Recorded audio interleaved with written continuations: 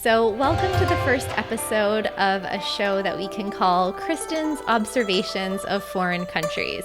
And let me know in the comments below if you want to see more stuff like this. We can make it a series, we can make it a thing. Anything's possible. I ended up living in Japan on accident, actually, which might sound really weird, but I went there originally for a 2-week snowboarding trip, and it turned into 3 months because I had 2 really bad snowboard injuries back to back. I hurt my neck. I have an injured neck today, and I'm not snowboarding. And I hurt my hand, like pulled all of the ligaments in my hand. This happened. Okay. Fracture portion is here. Number 3. So I ended up flying from Niseko in Hokkaido on the northern island down to Tokyo, and I went to physical therapy for a few months, and I ended up living at a co-working and co-living space called Rome Tokyo, which I don't think is open anymore, but it was an amazing experience, and I'm really glad that I got injured now because I got to experience the culture and the people and the country of Japan for those months. And it happened to be during cherry blossom season as well. So it was so beautiful, and I traveled around a lot. So I have this list here of 13 things that I noticed while living as a foreigner in Japan, and here we go. So the first thing I noticed, hands down, was how nice the people are. And this started immediately when I landed in Tokyo, when random airport employees came running up to me, smiling, bowing, taking my luggage, carrying my surfboard bag all the way out through the airport to the taxi, and I was just like, what is this? And they didn't even want tips. They were just like being nice. And that was my first introduction to Japan, the first few minutes that I stepped off the plane. And it was the same my entire time there. People are so nice, and it seems very genuine. Wherever you go, whether you are getting in or off of an elevator at the mall, or whether you're buying something in a convenience store, or somebody's holding the door, like anywhere you go, the coffee shop, people are smiling, bowing, just, God, they're so friendly. Wait, just handed me an envelope when I boarded. She's handing out envelopes of $50 bills, 5,000 yen, for the inconvenience of our flight being delayed. I'm okay with it. And even when you go to the store, you could buy something like a bottle of water, and they'll be giving you your receipt with 2 hands. Like, just so friendly. I love that about Japan. Can you imagine going to Walmart and they're like, oh, thank you so much, arigato, here's your receipt, and they're bowing? No, that would not happen. Oh, there was this one time that I accidentally left my umbrella on the train, and I went to the train conductor guy and I asked him if they could get it for me. The reason I liked this umbrella a lot is because Japan has very high quality goods, and this was the only umbrella that didn't open up backwards in the wind whenever it got really windy and rainy, and I really wanted that umbrella back. So he actually called all of his friends who worked at like different train stations, and he tried to track down my umbrella. And then I was like, no, it's really okay. Didn't mean to cause a disturbance. He actually asked for my phone number to follow up with me about the umbrella. He did call me 3 days later, and they couldn't find it. But like, that would never happen, I don't think, anywhere else in the world. I mean, that is just a perfect example of how nice the people are in Japan. 2 complete strangers, 2 complete foreigners like me. So, number 1, nice people. The next thing I noticed when I woke up the first morning in Japan, well, first of all, how small the hotel rooms are. So, this is the smallest room I've ever seen. But the second thing I noticed after that was how quiet and clean it is. You would never expect to be in the center of Tokyo, one of the biggest cities in the world, and to be able to just hear birds chirping and the rustling of the breeze in the trees.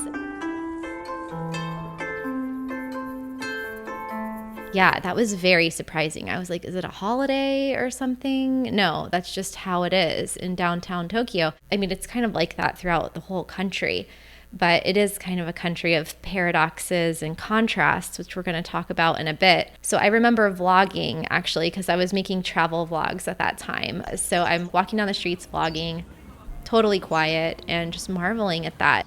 And then also there's all of these parks and Zen gardens everywhere where people will be just sitting and appreciating the silence, appreciating the nature, meditating, fountains and beautiful trees. And that's just everywhere throughout the city.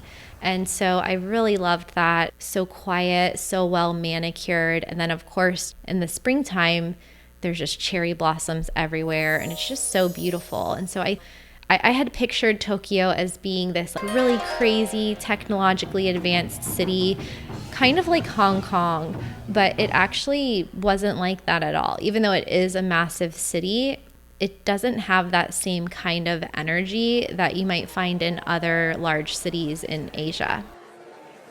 The third thing I noticed was how much Japanese people love to eat, but also the reverence they have for their food. So actually, this is one of those things that there's a lot of contrast in. So when I first moved to Tokyo, the first day that I got there, I went to a green tea ceremony that they were having at my co-working space, and I was blown away by this. Never have I seen anyone make tea with such a ritual and such care and such attention to detail. And it was like watching poetry or something. I don't know. We're all like dressed in kimonos and it was an amazing experience. And I remember asking the girl who was making the tea, "Oh, when did you learn this?" Thinking how long had she been doing it for, because there was this whole kind of dance to making the tea. And she responded, "Oh no, I'm still learning." Like, my American mindset was like, oh, you acquire a skill or you learn a skill and then that you know how to do it. And her perspective was, I have not learned this yet, nor will I ever learn it. It's like that concept of Kaizen or continuous improvement, that this dedication to the craft, whatever it is, whatever job a Japanese person has, they have like such dedication to it. And of course, I can't speak for everyone, but I saw this at all different levels of the workforce in all different industries, whether it was a business person or somebody making sushi or making the tea. And every sector of society, you see people with such care, focused on making the perfect cup of coffee just for the sake of dedicating all of their attention to that task at hand. And I was just blown away by that. So they have this reverence for the food, and the food is very beautiful. Like, it's very beautifully presented and packaged. And well, there's a lot of packaging. I'll talk about that in a second. But then on the other hand, there's also this like fast food culture. So you have this very thoughtful, slow-paced, balanced consumption of the food where people are really savoring the food that they're eating and really excited about it, like lines out of the restaurants to go to the popular restaurants and, you know, taking their time to have the tea ceremony. I saw these girls in Kyoto once that stuck out. There was a group of girls that went to the bakery. I was like working in this coffee shop, you know, remote worker. So I'm like working from the coffee shop. These girls come in and it was like they had this plan for the day to get this big pastry, and they all got one of the pastries, and they're like having so much fun eating this pastry, taking photos of each other, taking selfies, laughing, holding it up, and, you know, just being really excited about their food. And I love that. But then on the other hand, there's this fast food culture of 7-Elevens, which are open 24/7, and vending machines on the streets. It looks like a video game. And automated restaurants where you just go in and like order from a computer and the food's ready, or the sushi trains that are going around. So I thought that was a really interesting contrast where on one hand, you have people really taking their time, like, savoring the food, and on the other hand, it's like grab and go. So the 7-Eleven convenience store culture deserves its own number, because the people in Japan foreigners, tourists, locals alike, they'll eat breakfast, lunch, and dinner at the convenience stores. And I don't think I've seen that anywhere else. Like, of course, there's convenience stores in every country, but you wouldn't go there for breakfast, lunch, and dinner. And some of them are like really decked out where you can just like sit and hang out and eat your food in there. But there's so much variety in the types of food, and it's actually really affordable to eat there compared to most of the restaurants. So if you go to Japan, you'll definitely notice this, and you'll save a lot of money if you too eat all of your meals at the convenience store. And it kind of becomes like this fun game of trying to use Google Translate app to translate the package of food that you're buying to even know what it is that you're about to eat. And sometimes it doesn't work, so you just end up like, surprise. And but you eat it anyway. There's this whole debate on like which convenience store is the best, and I'm personally a fan of Lawson. Some of my friends are on the side of 7-Eleven, but you be the judge. You have to go to Japan, try the convenience stores out, decide for yourself which vibe and which culture of which store is your jam. 7-Eleven every time. Lawson's where it's at. The Lawson has better food, and they're cleaner, and they're better stocked. And if you've been to Japan and you have a strong opinion on this, let me know in the comments below and we'll debate. These beverages, they're called Strong, 9% alcohol, and they're less than $2. It's a great bargain. So when you come to Japan, make sure you go to one of the 18 convenience stores on every block. Get yourself some snacks, maybe some french fries in a can, and get yourself some strong alcohol. Ooh, cherry blossoms. Oh, one other thing on the food. There's so much packaging around the food. It actually like gives me anxiety because I'm the person who buys like reusable produce bags because I don't even want to use the plastic bags for my produce at the grocery store. So it really bothered me how everything is wrapped in plastic. Every single thing, like a toothpick will be wrapped in plastic, every fork, knife, like basically a package of food that you would buy at a convenience store is kind of like origami, but instead of paper, it's plastic. And it just seems like a lot of waste. And I don't know why that is. Someone told me that they burn all of the waste. I don't know. But it does seem quite wasteful, but everything is very clean and sterile. So it makes sense that they would have things packaged that way, but I just found it to be pretty weird.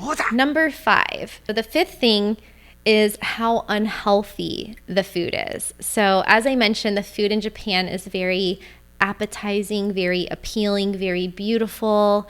I had a popsicle once that had cherry blossom flowers in it, and like everything looks very nice, but they also eat really unhealthy. So when I went to Japan, I thought that I was just going to eat super healthy there. Like I'd be drinking green tea and eating raw fish all the time. But really, most of the food is full of salt, fat, sugar. It's like that. What is that Netflix show? Salt, fat, acid, heat. It's like that. I don't know how the people aren't obese because they really do just eat a lot of sugar and fat and salt and soy. So I was really surprised by that because I expected the opposite. And actually, while I was living in Japan, I gained 10 pounds. So part of that was going out. We're going to talk about the nightlife in a minute. But yeah, if you're going to Japan, then be aware. Like definitely indulge because there's so many amazing restaurants and you'll be like exploring these narrow streets of whichever city or town that you're in, Tokyo especially, Kyoto especially, really everywhere throughout Japan. There will just be like this hole in the wall restaurant with amazing food. And so it's hard not to indulge, but there's so many tempting things to eat. And then all of like the beautiful desserts and things are displayed in the windows everywhere. So yeah, for some reason, the locals look really healthy, but as a foreigner, I just like immediately gained weight. Another thing that I didn't expect was how bad the internet was. The internet speeds are really slow. The SIM cards are super expensive. I think I paid $30 or $40 to get like 1 or 2 gigs of data. And there's no free Wi-Fi anywhere. Now, maybe this has changed in the past year, but when I was there, even at Starbucks, like anywhere you go, you have to get a login to use the Wi-Fi, and the free public Wi-Fi, if you can find it, is very slow. So I spent a lot of money on SIM cards, international data packages, just so that I could work from places because it was so hard to connect. And then the seventh thing I noticed was it's expensive. So not only is the internet expensive, but gosh, like everything was expensive there, except skiing, actually. If you're used to skiing or snowboarding in the US and Canada, the lift tickets are like a fraction of the price. So a fourth or a third of the price of going to Colorado or British Columbia. So that was the main way I saved money in Japan, was on my lift ticket, but everything else was pretty expensive. I did a cost of living video on Japan if you want to check it out. And of course, if you're living there like a local and you're living there long term, you can get your cost of living down. But if you're just passing through as a tourist or a foreigner or a digital nomad or an expat for a few months, it can be pretty pricey. The trains, the flights within the country, very expensive.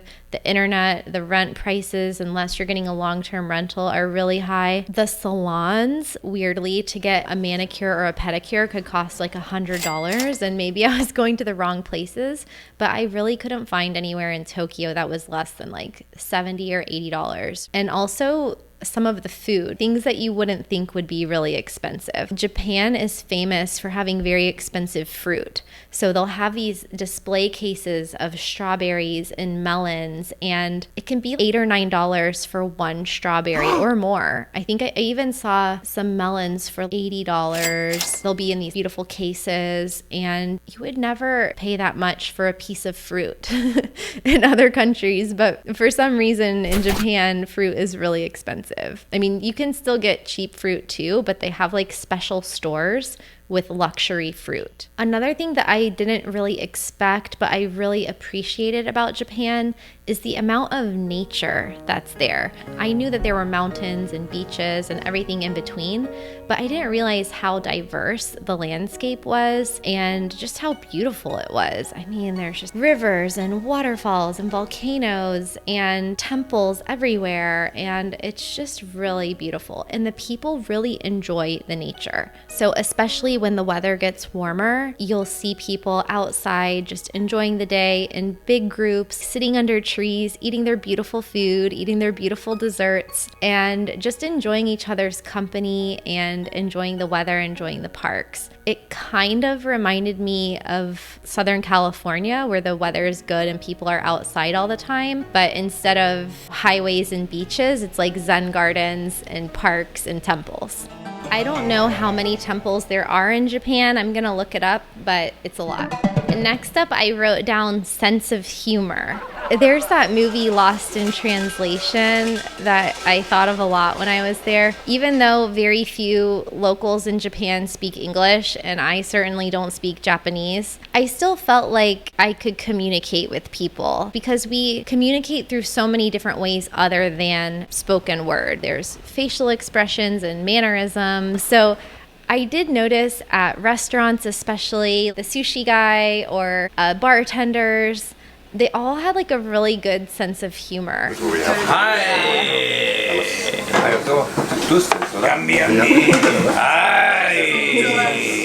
And so even though Japan has this image of being like a very hardworking culture, they also like to have fun. Which brings me to my next point, the work hard, play hard culture. So in Japanese, there's this word called karoshi, which is death by overwork. And there's definitely a problem with high stress, high pressure environments at work. And people tend to let off steam by going out and partying and drinking. So it's definitely a problem there. And I've heard that they're like testing out 4-hour work weeks and trying to really rein that in. But it was quite striking to see this contrast between how hard people are working and then how hard people are partying. So actually a really big drinking culture there and a really big nightlife culture. The nightlife is crazy.